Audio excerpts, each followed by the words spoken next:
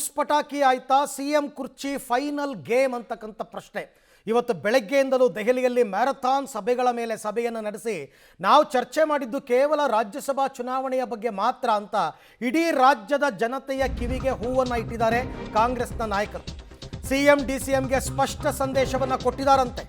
ಆದರೆ ಆ ಸಂದೇಶ ಸಿಎಂ ಪರವೋ ಡಿಕೆಶಿ ಪರವೋ? ಮ್ಯಾರಥಾನ್ ಸಭೆ ಬಳಿಕ ಹೈಕಮಾಂಡ್ನ ಸಂದೇಶ. ಸೊ ಏನಾಗಿದೆ ಅಂತ ಸಿಎಂ ಡಿಸಿಎಂಗೆ ಸ್ಪಷ್ಟ ಸಂದೇಶ ಕೊಟ್ಟಿದ್ದಾರೆ ಹೈಕಮಾಂಡ್. ಹಾಗಾದರೆ ಆ ಸಂದೇಶ ಏನು? ಚರ್ಚೆ ಆಗಿರೋದು ನಿಜ, ತೀರ್ಮಾನ ತಗೊಂಡಿರೋದು ನಿಜ, ಆದರೆ ಅದನ್ನು ಜನತೆಯ ಮುಂದೆ ಹೇಳಿಲ್ಲ. ಆ ಸಂದೇಶವನ್ನು ಸಿಎಂ ಮತ್ತು ಡಿಸಿಎಂಗೆ ಕೊಟ್ಟಿದ್ದಾರೆ. ಆ ಸಂದೇಶ ಸಿಎಂ ಪರವಾಗಿದೆಯಾ ಡಿಸಿಎಂ ಪರವಾಗಿದೆಯಾ ಅದು ಮಾತ್ರ ರಹಸ್ಯವಾಗಿ ಗೌಪ್ಯವಾಗಿ ಉಳಿಸ್ಕೊಂಡಿದ್ದಾರೆ. ಸುಮ್ಮನೆ ರಾಜ್ಯಸಭಾ ಚುನಾವಣೆಗಳಿಗೋಸ್ಕರ ಇಷ್ಟೆಲ್ಲ ಚರ್ಚೆ ಆಗಲ್ಲ. ಈ ಹಿಂದೆನೂ ಬೇಕಾದಷ್ಟು ರಾಜ್ಯಸಭಾ ಚುನಾವಣೆಗಳು ನೋಡಿದ್ದೀವಿ, ಬೇಕಾದಷ್ಟು ವಿಧಾನ ಪರಿಷತ್ ಚುನಾವಣೆಗಳು ನೋಡಿದ್ದೀವಿ. ಸಿಎಂ ಡಿಸಿಎಂನ ಕರೆಸ್ಕೊಂಡು ಈ ಥರ ಮ್ಯಾರಥಾನ್ ಸಭೆ ಯಾವತ್ತೂ ಮಾಡಿಲ್ಲ. ಇಲ್ಲಿಂದ ಲಿಸ್ಟ್ ಕಳಿಸ್ತಾರೆ, ಅಲ್ಲಿಂದ ಅದಕ್ಕೆ ಸೀಲ್ ಒತ್ತು ಕಳಿಸ್ತಾರೆ, ಹೀಗೆ ಚೇಂಜಸ್ ಇದ್ದರೆ. ಈ ಥರ ಯಾವತ್ತೂ ಮಾಡಿಲ್ಲ.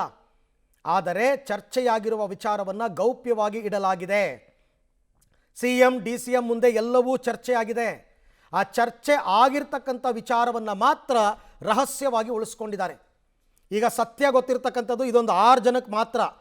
ಆವಾಗ ಸರ್ಕಾರ ರಚನೆ ಸಂದರ್ಭದಲ್ಲಿ 6 ಜನಕ್ಕೆ ಮಾತ್ರ ಗೊತ್ತಿತ್ತಲ್ಲ ವಿಚಾರ, ಏನು ಪವರ್ ಶೇರಿಂಗ್ ವಿಚಾರ, ಒಪ್ಪಂದದ ವಿಚಾರ. ಈಗಲೂ ಹಾಗೇ ಆಗಿದೆ. ಅದು Mallikarjuna Kharge, K C Venugopal, Surjewala, CM DCM, Rahul Gandhi. Of course, CM Siddaramaiah ji, Deputy CM DK Shivakumar ji and General Secretary in charge of Karnataka and myself be part of the discussion.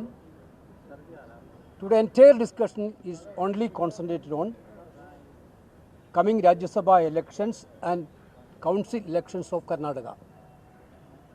Whatever speculation you people are doing, that is only speculation, no reality at all.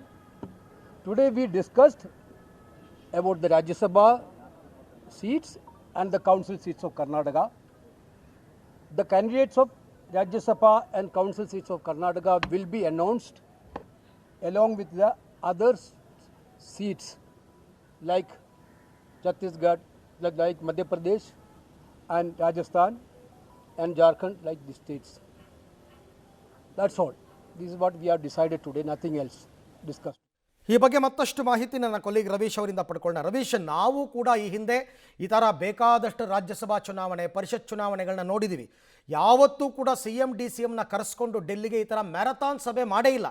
ಅಲ್ಲಿಗೆ ಒಂದಂತೂ clear, ಚರ್ಚೆ ಆಗಿದೆ, ಯಾರಿಗೆ ಯಾವ ಸಂದೇಶ ಕೊಡಬೇಕು ಕೊಟ್ಟಾಗಿದೆ. ಆದರೆ ಅದನ್ನು ರಹಸ್ಯವಾಗಿ ಇಟ್ಟಿರ್ತಕ್ಕಂಥದ್ದು, ಗೌಪ್ಯವಾಗಿ ಇಟ್ಟಿರ್ತಕ್ಕಂಥದ್ದು ಯಾಕೆ ಅಂತಕ್ಕಂಥದ್ದು ಪ್ರಶ್ನೆ. ಅರವಿಂದ್, ಖಂಡಿತವಾಗಿ ಕೂಡ 3 ರಾಜ್ಯಸಭಾ ಸ್ಥಾನದಿಂದ ದೇಶದಲ್ಲಿ ಏನೋ ದೊಡ್ಡ ಮಟ್ಟದ ಬದಲಾವಣೆ ಅಂತೂ ಆಗಲ್ಲ. ಕರ್ನಾಟಕದಿಂದ ಯಾರು ಆಯ್ಕೆ ಆದರೂ ಕೂಡ ದೇಶದಲ್ಲಿ ಏನೋ ದೊಡ್ಡ ಮಟ್ಟದಲ್ಲಿ ಬದಲಾವಣೆಗೆ ಕಾರಣ ಆಗಿಬಿಡುತ್ತೆ.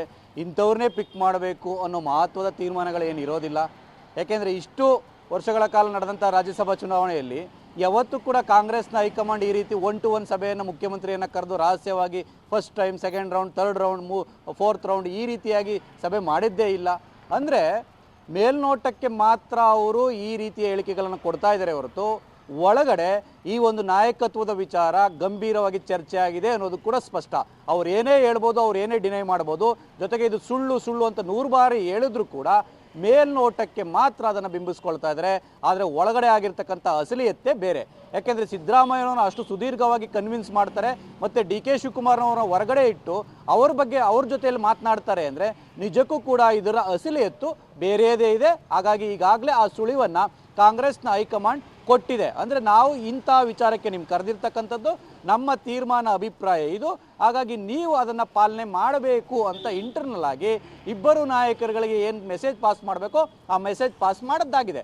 ಆದರೆ ರಾಜ್ಯಸಭಾ ಚುನಾವಣೆ ಇರ್ತಕ್ಕಂಥ ಹಿನ್ನೆಲೆಯಲ್ಲಿ ಎಲ್ಲ ಒಂದು ಕಡೆ ಗೊಂದಲ ಕ್ರಿಯೇಟ್ ಆಗಬಾರ್ದು. ಯಾಕೆಂದರೆ ಕಾಂಗ್ರೆಸ್ಗೆ ಈಸಿಯಾಗಿ 2 ಸೀಟ್ ಸಿಗುತ್ತೆ, ಮತ್ತು BJPಗೆ 1 ಸೀಟ್ ಇರುತ್ತೆ. ಆದರೆ ಇನ್ನೊಂದು ಸೀಟಿಗೆ ಕಾಂಗ್ರೆಸ್ಗೂ ಕೂಡ ಒಂದು ರೀತಿಯಲ್ಲಿ ಸ್ಥಾನಗಳ ಕೊರತೆ ಇದೆ, BJP JDSಗೂ ಕೂಡ ಕೊರತೆ ಇದೆ. ಹಾಗಾಗಿ JDS ಮತ್ತು BJPಯಿಂದ ಎರಡನೇ ಕ್ಯಾಂಡಿಡೇಟ್ ಹಾಕದೆ ಹೋದರೆ ಅದು ಒಂದು ರೀತಿಯಲ್ಲಿ ಇನಾನಿಮಸ್ ಆಗುತ್ತೆ. ಹಾಕಿದ್ರೆ ಎಲ್ಲೋ ಒಂದು ಕಡೆ ಕ್ರಾಸ್ ವೋಟಿಂಗ್ ಭೀತಿ ಕೂಡ ಕಾಂಗ್ರೆಸ್ಗೆ ಇರ್ತಕ್ಕಂಥದ್ದು. ಆ ಕಾರಣಗಳಿಗೋಸ್ಕರವಾಗಿ ಈ ಗೊಂದಲ ಏನಾದರೂ ಓಪನ್ ಅಪ್ ಆಗಿಬಿಟ್ರೆ, ಬಹಿರಂಗಗೊಳ್ಬಿಟ್ರೆ ಅದು ಮತ್ತಷ್ಟು ಡೇಂಜರ್ ಝೋನ್ಗೆ ಹೋಗುತ್ತೆ, ರಾಷ್ಟ್ರ ಮಟ್ಟದಲ್ಲಿ ಮುಜುಗರ ಆಗುತ್ತೆ ಅನ್ನೋ ದೃಷ್ಟಿಯಿಂದ ಇದನ್ನ ಎಲ್ಲೋ ಒಂದು ಕಡೆ ತಡೆ ಹಿಡಿತಿದ್ದಾರೇನೋ ಅನ್ನೋ ಚರ್ಚೆ ಕಾಂಗ್ರೆಸ್ನ ಒಳಗಡೆ ನಡೀತಾ ಇದೆ. ಹಾಗಾಗಿ ಜೂನ್ 8ನೇ ತಾರೀಕು ಫೈನಲ್ ನಾಮಿನೇಷನ್ ಫೈಲ್ ಮಾಡೋದಕ್ಕೆ ರಾಜ್ಯಸಭೆಗೆ, ಜೂನ್ 11ನೇ ತಾರೀಕು ವಿಧಾನ ಪರಿಷತ್ನ 7 ಸ್ಥಾನಗಳಿಗೆ ನಾಮಿನೇಷನ್ ಫೈಲ್ ಮಾಡೋದಕ್ಕೆ ಲಾಸ್ಟ್ ಡೇಟು. ಹಾಗಾಗಿ ಈ ಅಂತರದಲ್ಲಿ ಎಲ್ಲ ಒಂದು ಕಡೆ ಒಂದು ರೀತಿಯಲ್ಲಿ ಬ್ರೇಕ್ ಕೊಡುವಂಥ ಚಾನ್ಸಸ್ ಜಾಸ್ತಿ ಇರುತ್ತೆ. ಅದು ಯಾವಾಗಲೂ ಕೂಡ ಬಹಿರಂಗವಾಗಿ ಏನೇ ತೀರ್ಮಾನ ಆದರೂ ಕೂಡ ಹೇಳೋದಿಲ್ಲ. ತದನಂತರ ನಾವು ಇಂಥ ತೀರ್ಮಾನ ತೆಗೆದುಕೊಂಡಿದ್ದೇವೆ ಅನ್ನೋದನ್ನು ಬಹಿರಂಗವಾಗಿ ಹೇಳುವಂಥ ಚಾನ್ಸಸ್ ಕೂಡ ಜಾಸ್ತಿ ಇರುತ್ತೆ.